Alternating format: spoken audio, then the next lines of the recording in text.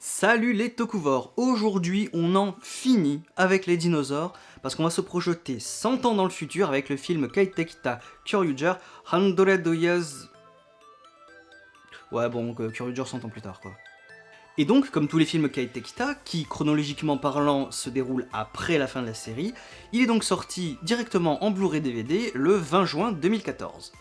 Il nous présente la prochaine génération de Kyoryuger qui vient après Daigo, Yan, Soji, etc. Et donc, que vaut cette nouvelle génération? Est-ce qu'elle est mieux que la précédente? Eh ben on va voir ça.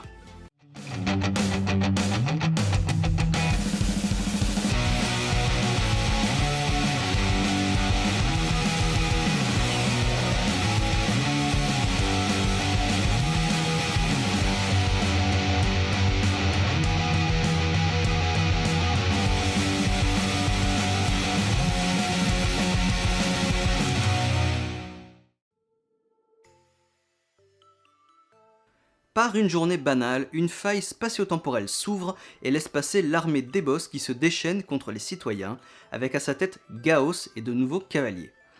Mais les Kyoryuger sont là pour les arrêter... ou presque. Nous sommes en 2114, 100 ans après la victoire des Kyoryuger contre Debos, et les Kyoryuger que nous voyons sont les descendants de ceux que nous avons connus. Après un bref combat, ils se font gronder par les méchants parce que la composition de l'équipe n'a aucun sens. Et ils ont raison.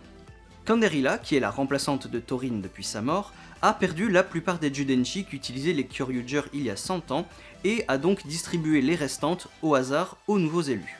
Nos jeunes héros vont donc essayer de se trouver eux-mêmes et de découvrir qui ils sont réellement pour revêtir leur vraie couleur avec l'aide de Soji qui est maintenant âgé de 116 ans, de Torin et de Minitira.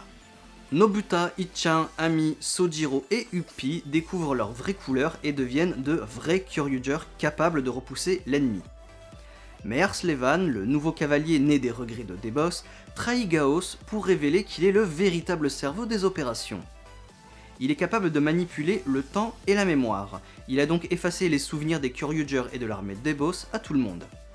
Après avoir absorbé des émotions humaines, il remonte le temps jusqu'en 2014 pour réveiller Debos en avance et éliminer les Kyoryuger plus tôt dans le temps.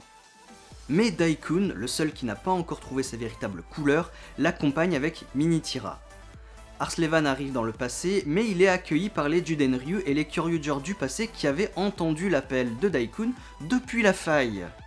Il renvoie Arslevan et Daikun dans le futur, et après cette brève rencontre avec ses arrière-grands-parents et leurs amis, Daikun peut enfin revêtir ses véritables couleurs, le rouge.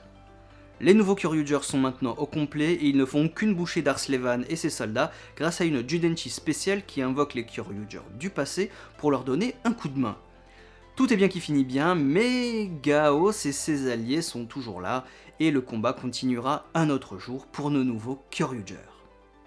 Bien, alors, même si des éléments de ce film se passent après la série, il y a quand même des éléments dans le passé. Donc où est-ce qu'on pourrait essayer de caler ce film par rapport à ce petit passage dans le passé?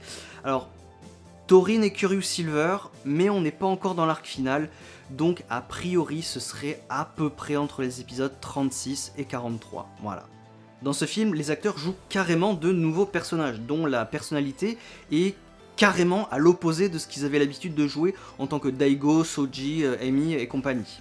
Et ça, pour un acteur, c'est génial, parce que quand tu fais une série, forcément, au bout d'un moment, tu connais ton personnage et tu t'enlises peut-être dans une routine un peu ennuyeuse. Là, on te fait revenir, c'est toujours le même univers, mais tu joues quelqu'un de complètement différent. Donc, en tant qu'acteur, je pense que ça doit être super fun à jouer. Et je pourrais même tracer un parallèle avec la franchise Toei Hero Next.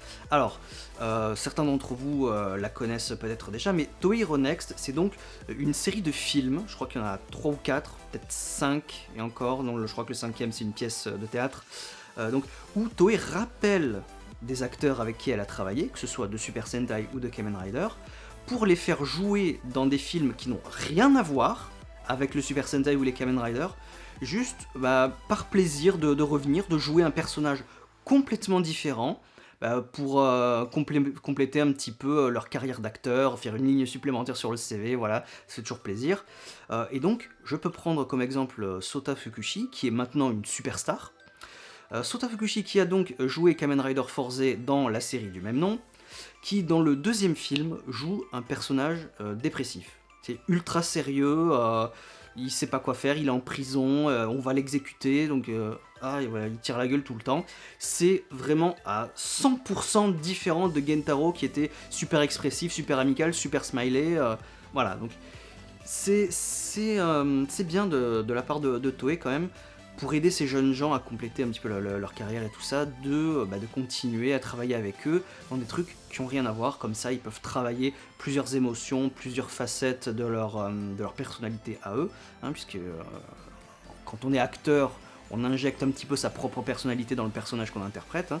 Donc voilà, donc c'est un petit peu le principe, ce film-là, de on prend les mêmes, mais on fait du différent avec. Ça c'est très bien.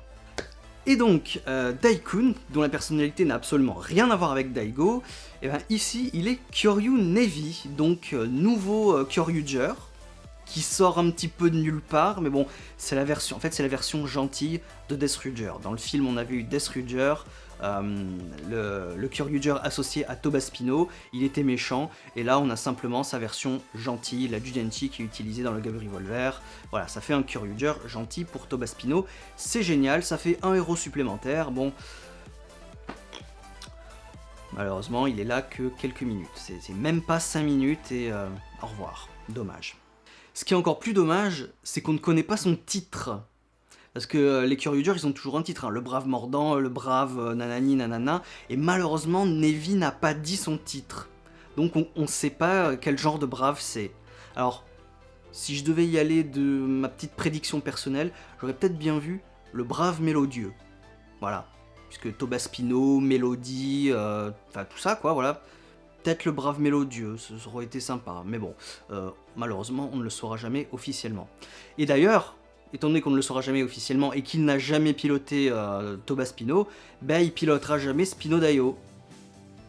Merde, ça c'est dommage. En ce qui concerne les autres personnages, ben Upi, Ichan et Ami ne sont pas si différents que ça d'Uchi, Yan et Ami. Donc malheureusement, bof. Il y a vraiment que Sojiro et Nobuta qui sont radicalement différents. Même si Soji avait un sale caractère, Sojiro va le pousser beaucoup plus loin, peut-être un petit peu plus dans la vulgarité, là où Soji était un peu plus réservé. Et Nobuta, cette dégaine de pervers chelou qui fait contraste à Nosan, mais c'est juste trop drôle, c'était trop marrant à voir. Le mec il parle quasiment pas et à chaque fois qu'il ouvre la bouche, c'est oh, c'était donc pour ça. Hilarant Nobuta. Pour en revenir à Soji, malheureusement, ça se voit que Akihisa Shiono, l'acteur qui joue Soji et Sojiro, il porte des postiches. Ça se voit salement. Surtout en Blu-ray. Donc, aïe, je veux bien que ce soit des films faits à la va-vite, mais là ça se voit. Donc Soji, âgé de 116 ans, va léguer Feather Edge à Sojiro. Et je comprends pas pourquoi. Non. Parce que Soji, à la base, c'était déjà un épéiste de très très haut niveau. Il a suivi l'entraînement de Torin, donc il mérite Feather Edge. Dans la série, Soji mérite Feather Edge. En plus, il y a vraiment cette relation entre Torin et Soji, où Torin dit « je crois en la jeunesse, en la prochaine génération, donc je lègue mon savoir à la prochaine génération, symboliquement en léguant mon épée à Soji ». Là, il n'y a pas de leçon. Il n'y a pas d'enseignement particulier, il n'y a aucune remise d'espoir, c'est juste tiens je te lègue l'épée de mon maître, et c'est tout. Voilà, bravo, tu l'as. Hein. Dans ce film, les héros doivent découvrir leur vraie couleur, hein, parce que quand Narila se trompe, nanana. Donc c'est une mini-introspection pour découvrir des souvenirs génétiquement enfouis en eux. A priori c'est comme ça, puisqu'ils découvrent un petit peu leur couleur par hasard. Upi qui voit une boule de bowling dorée. Ah, bah, est-ce que ma couleur ce serait pas le doré par hasard? Paf, oui, c'est exact. Bon, on est dans une série pour enfants, un film pour enfants, donc allez, je veux bien que ce soit aussi simple que ça. Pourquoi pas? Et donc, quand ils retrouvent leur vraie couleur, ils arrivent à se transformer en un vrai Kyoryuger. Mais en mode armed on, c'est-à-dire avec l'armure sur le bras. Comprends pas pourquoi. Pourquoi est-ce qu'ils ont l'arme de On par défaut? On sait pas. C'est comme ça et puis c'est tout. Et même Gold il l'a, alors que normalement Gold ne peut pas faire d'arme de On, enfin dans la série tout du moins. Ou alors il faut qu'il active une Judenchi spéciale dans un épisode spécial, nanani nanana, etc. etc. Et là non, tout le monde l'a par défaut, le bras armure.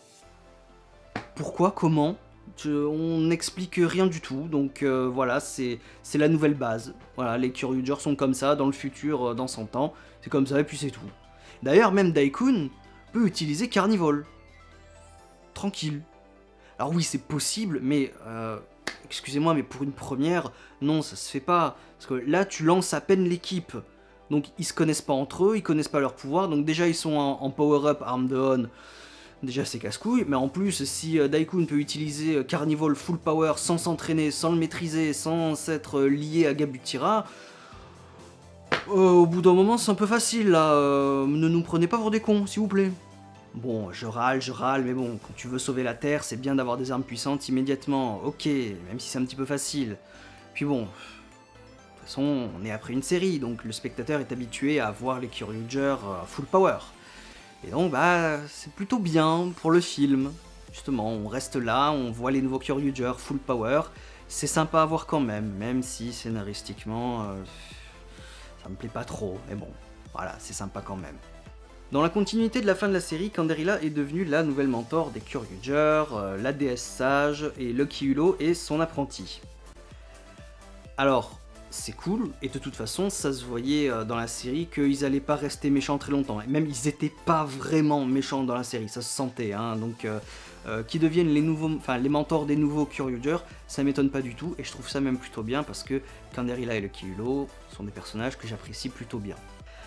Mais bon, en tant que déesse sage, Canderilla ne fait le job qu'à moitié, hein, donc elle oublie les couleurs des Kyoryuger. Alors, je veux bien que 100 ans se soient passés, mais de là à oublier les couleurs et les pouvoirs de tes anciens ennemis mortels... non. Une chose qui m'a quand même fait plaisir, c'est qu'on n'oublie pas la mélodie de la Terre, hein, le dernier épisode où on chante pour se power-upper, hein, c'est comme ça que se power-up les Kyoryuger. On l'a pas oublié dans ce film, c'est Canderilla qui la chante, c'est génial, voilà, parfait. Encore une fois, ça fait une scène de combat sur une musique de générique, puisque la mélodie de la Terre c'est le générique de la série. Voilà, c'est rigolo en plus. Donc, une scène d'action sur le générique de la série qui pète le feu, c'est génial à voir. L'armée des boss ressuscités... LOL, hein, voilà, alors... Chaos, Aigalon et Dogold ressuscités en parodie d'eux-mêmes. Sérieux? C'est ça les ennemis des Kyoryuger du futur? Vraiment. Je pense qu'on n'a pas trop de soucis à se faire. Hein. Ils vont pas tenir très longtemps, donc mais bon. Vu qu'il n'y aura jamais de suite, on ne saura jamais ce qui va se passer, donc on ne sait pas quelles difficultés ils donneront aux nouveaux Kyoryuger. Voilà. Mais au final, ils sont anecdotiques parce que le méchant principal, c'est Arslevan, donc il les absorbe relativement vite, ce qui fait que ils servent à rien. Voilà, on les voit vraiment pas beaucoup du tout du film, donc ils sont anecdotiques. C'est dommage. Un petit mot sur l'édition Blu-ray du film. Alors comme vous le savez, j'ai fait la collection des Judenchi, et donc il me fallait bien évidemment celle de ce film, et donc j'ai dû acheter le pack Blu-ray pour l'avoir. Bon, rien de bien folichon, il y avait la Judenchi, le Blu-ray et une petite encyclopédie très détaillée qui passe en revue tous les personnages, la série et les films. Elle est super belle et c'est un must pour tous les fans de la série. Et le petit trivia habituel. Ce film est le deuxième de la catégorie Years After, entre guillemets, à être sorti. Le premier a été Hurricaneger en 2013, puis il y a eu Deca Ranger en 2015 et Gohanger en 2018. Au début du film, on peut voir une publicité pour des chaussures de sport portant le logo de Scratch, la célèbre compagnie de sport de Geki Ranger. Ce n'est pas la première fois que des acteurs jouent les descendants des héros qu'ils ont eux-mêmes joués. Il est arrivé la même chose à la fin de Die Ranger, où les petits-enfants de nos héros reprenaient le flambeau.